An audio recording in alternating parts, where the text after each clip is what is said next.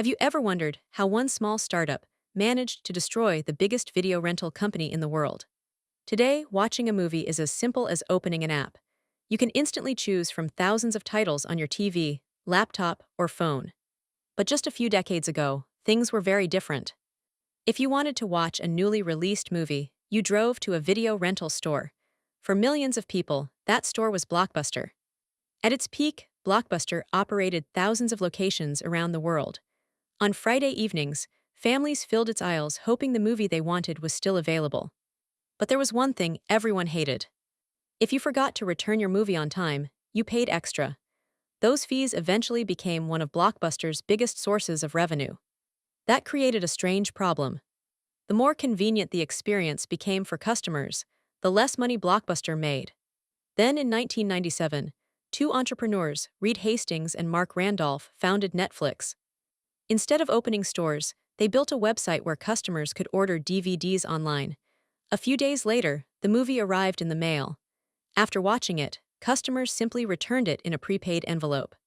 It sounded slower than driving to a store, but it eliminated almost everything customers disliked.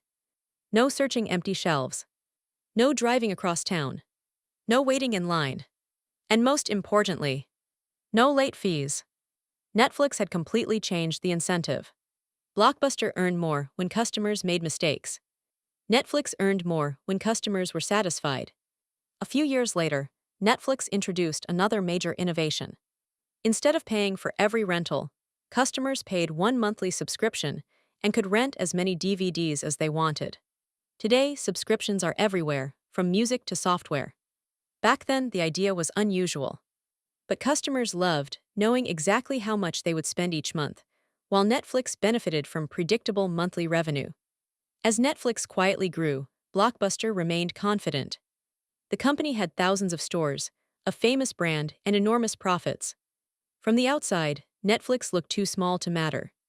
Around the year 2000, Netflix approached Blockbuster with an offer.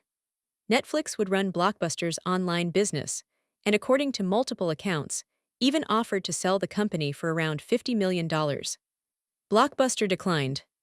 At the time, the decision seemed perfectly reasonable. Physical rental stores still dominated the market. But Netflix was thinking about what came next. Internet speeds were improving every year. Most people couldn't imagine watching an entire movie online. Netflix could. The company believed that once internet connections became fast enough, people would expect movies to be available instantly. If that happened, the entire entertainment industry would change forever. Internet speeds continued to improve, and in 2007, Netflix took the biggest gamble in its history. It introduced streaming. For the first time, subscribers could watch movies instantly over the internet instead of waiting for a DVD to arrive in the mail. The service was basic. The library was small. Internet connections were still slow. As broadband became faster, smartphones became common, and smart TVs entered millions of homes, streaming quickly became the easiest way to watch movies and television. Customers no longer had to drive to a store, wait for deliveries, or return DVDs. Entertainment had become instant. That shift completely changed customer expectations. Once people experienced streaming, going back to physical rentals felt outdated.